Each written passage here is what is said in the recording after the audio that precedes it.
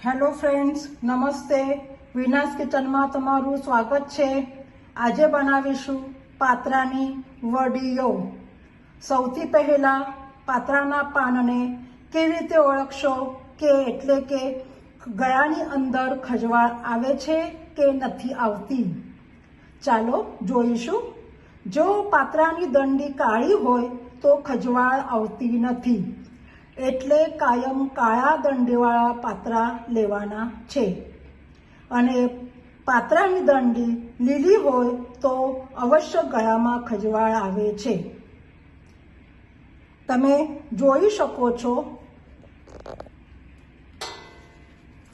આ જે દંડી છે, તમે જોઈ શકો છો કે આ જે દંડી છે એ આવી રીતે કાળી હોવી જોઈએ, તો તમારા ગળામાં ખજવાળ નહીં આવે. બધાને એવી જોઈ શકો છો, એવી કાળી દંડી છે. હંમેશા આવી રીતના જ તમને પાત્રા ખરીદવાના છે.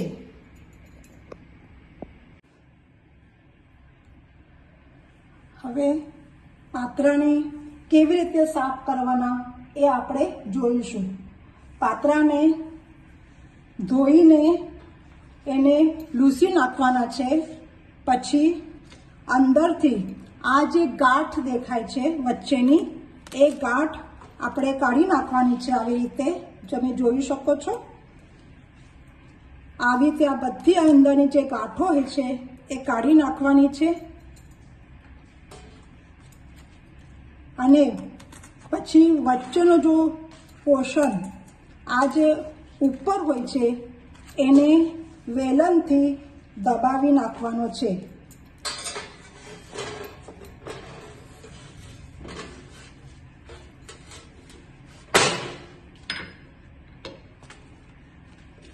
જોઈ શકો છો તમે, આ ફ્લેટ થઈ ગયો છે. આ બધો પોર્શન ફ્લેટ થઈ જાય છે. એવી રીતે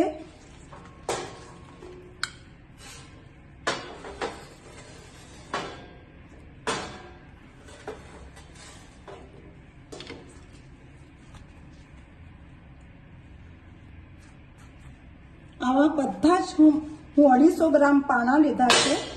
અને આ બધા જ આવી રીતે એને દબાવી દેવાના છે.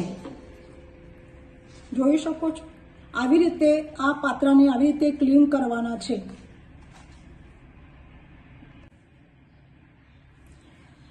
હવે પાત્રાની સ્ટફિંગ માટેની હું 3 કપ ચણાનો લોટ લીધો છે.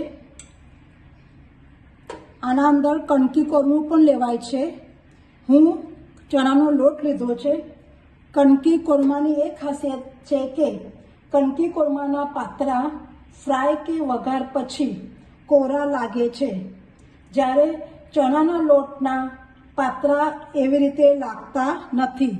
એના અંદર થોડી નરમાઈ રહે છે, એટલે હું ચણાનો લોટ યુઝ કર્યો છે. તમે ગમે તે એક લોટ યુઝ કરી શકો છો. હવે એની અંદર નાખવાની બધી સામગ્રી, એની અંદર તલ નાખીશું, લાલ મરચું પાવડર,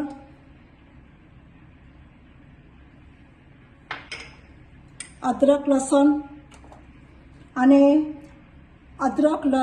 અને હું 1/4 મેથીના દાણા લીધા છે. એ ત્રણેય વસ્તુ સાથે ક્રશ કરી લીધી છે.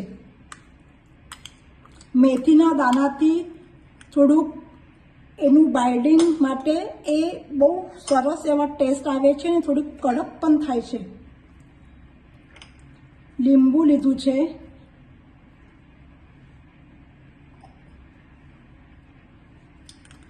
ગોળ લીધો છે,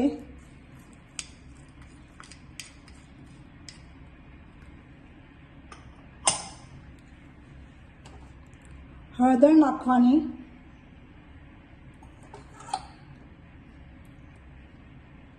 એક ચમચો જેવું ધાણા જીરું અને 1 ચમચો ગરમ મસાલો,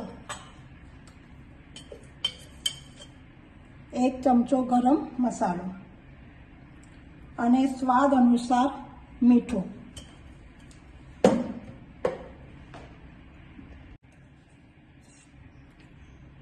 સ્વાદ અનુસાર મીઠું નાખીશું.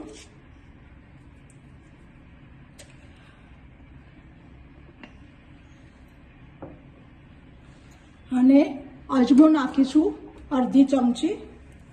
એને ક્રશ કરી લઈશું.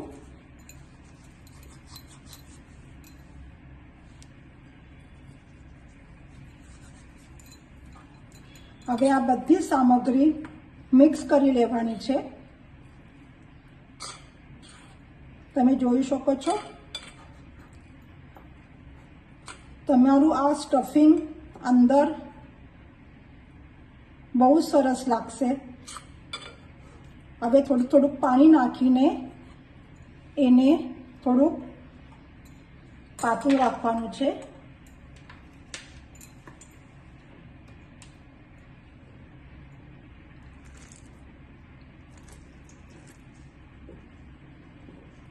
હું હાથેથી કરું છું કારણ તો જ વધારે વ્યવસ્થિત મિક્સ થશે.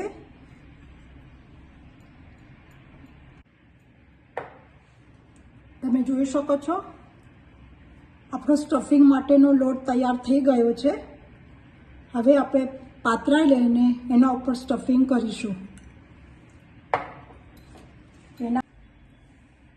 હવે પાત્રાને સ્ટફિંગ કરી લઈશું. જો તમે આ જોઈ લો છો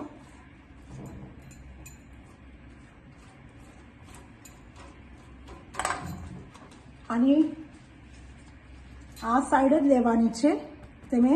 અને એક સીધું લાવવાનું ને એક આવી રીતે આડું, આવી રીતે ઊભું. અલગ અલગ બેના પણ સામે સામે રાખવાના છે પાન. તમે જોઈ શકો છો.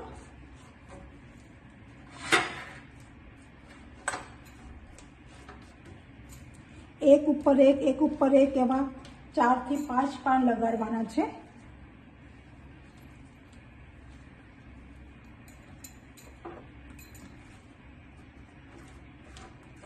તમે એની કન્સિસ્ટન્સી જોઈ શકો છો કે કેવી, બહુ જાડું નથી ને બહુ પાતળું પણ નથી.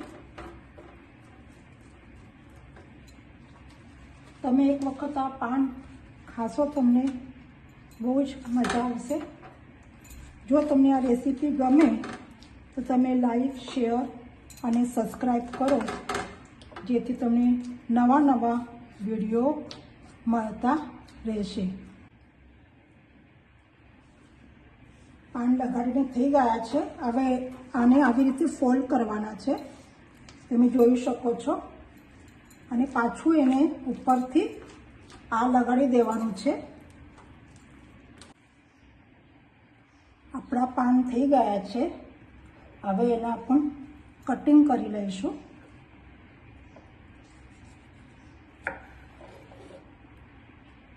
બહુ જાડા નહીં ને બહુ પાતળા કરવાના નથી. તમે જોઈ શકો છો આ ફ્રાય માટે છે.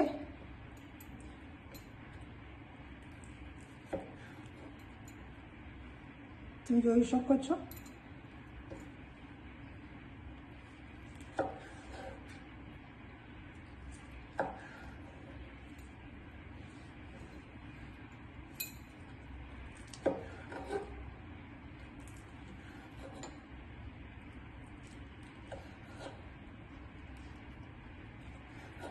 આપણે વઘાર પણ કરી લઈશું.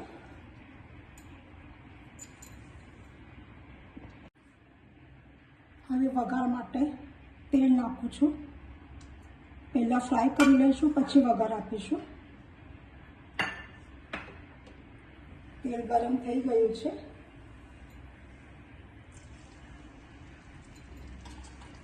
તમે જોઈ શકો છો.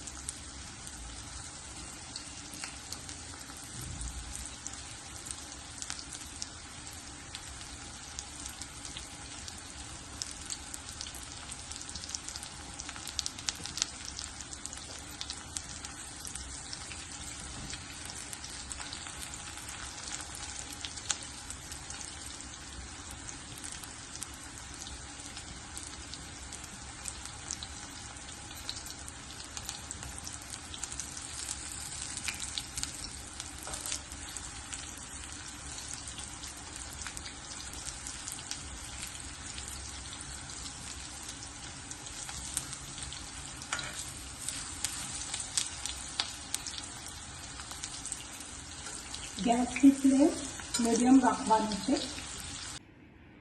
હું વઘાર માટે મરચાં નાખું છું, રાઈ નાખું છું, કઢી લીંબુ છે, તલ છે. હવે આ વડીઓનો 2 કટકા કરીને નાખ્યા છે.